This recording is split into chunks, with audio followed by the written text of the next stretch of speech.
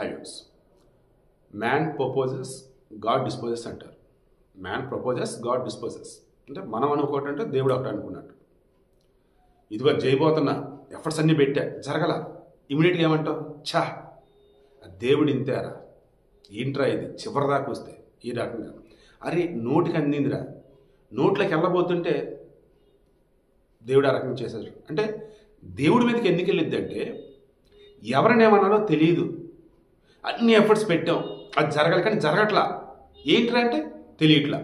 మన సుప్త చేతన అవస్థ కూడా ద బెస్ట్ ఎఫర్ట్ దాన్ని పెట్టిద్ది అనమాట. ఆయన సరే అవ్వట్లా. ఇంకేంటి, కనిపించిన పంచభూతాలంటే కనిపిస్తున్నామండి, కనిపించిన దేవుడే. ఇంకా ఈరోజు ఎన్టీఆర్ వీరాభిమాని కౌశిక్ అలా మనం గత కొద్ది వీడియోలు ఇచ్చాం.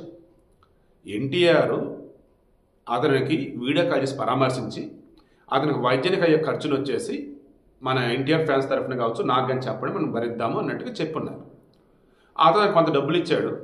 ఆ డబ్బుల్ని వాళ్ళమ్మ దేనికో వేరే విధంగా వాడేసి ఆసుపత్రిలో వచ్చేసి కట్టకపోతే, ఇచ్చింది ఎన్టీఆర్ అభిమానులని, ఎన్టీఆర్ ఇంకా ఇవ్వలేదని, అలా ఎన్టీఆర్ తీసుకోవచ్చని ఆమె అనుకొని బయటికి ఒక రకమైనటువంటి స్టేట్మెంట్ ఇవ్వటం, అది కాస్త మొత్తం వైరల్ అవ్వటం, అది ఎన్టీఆర్ అభిమానులకు తెలిసేసి ఎంత ఏంటని చెప్పేసి మొత్తం క్లియర్ చేసి మధ్యలో ఈమె ఎంత వాడింది ఏంటని చెప్పేసి ఇది చేసి ఆ తర్వాత ఈ కౌశిక్ని హాస్పిటల్ నుంచి డిశ్చార్జ్ చేశారు. ఆ రోజు మాట్లాడుకున్నది ఏంటి, కౌశిక్ మొత్తం నయమైపోయింది, త్వరలో ఎన్టీఆర్ని కలుస్తాడు అని. ఇతను కోరిక ఏమన్నాడు, ఎన్టీఆర్ని కలవటం. అండ్ మన సినిమా ఏదంటే సినిమా కూడా చూపించారు. సో ఇప్పుడు ఏమైంది, ఇంత కష్టపడి ఇంతమంది ఇన్ని ఎఫర్ట్స్ పెడితే ఎన్టీఆర్ అభిమానులు, ఎన్టీఆర్, మనం వచ్చేసి బ్లెస్సింగ్స్ అన్నట్టు, లేదన్నప్పుడు ప్రార్థనలు అన్నట్టు, వాళ్ళు ఫైనాన్షియల్గా అన్నట్టు, వాళ్ళ పేరెంట్స్ వచ్చేసి వాళ్ళ దగ్గర ఉన్న దాంతో వాళ్ళు పెట్టున్నారు. అండ్ ఏపీ గవర్నమెంట్ డబ్బులు ఇచ్చింది సీఎం రిలీఫ్ ఫండ్ కింద. అండ్ దాతలు ఇంతమంది ఇన్ని చేస్తే పాప మా పిల్లోడు చనిపోయాడు.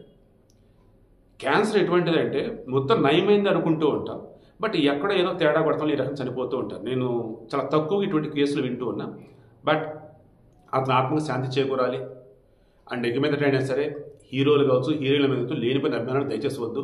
సైకలాజికల్గా మీరు లేనిపోయిన ఇబ్బందులు పడతారు. మీకు నిజంగా ఎవరైనా కలవాలి, చూడాలి అంటే అది మీ సొంత వాళ్ళు తప్ప బయట వాళ్ళ దగ్గరికి పోకండి. బయట వాళ్ళ మీద లేనిపోయినటువంటి పిచ్చాల్చలు పెట్టుకోకండి.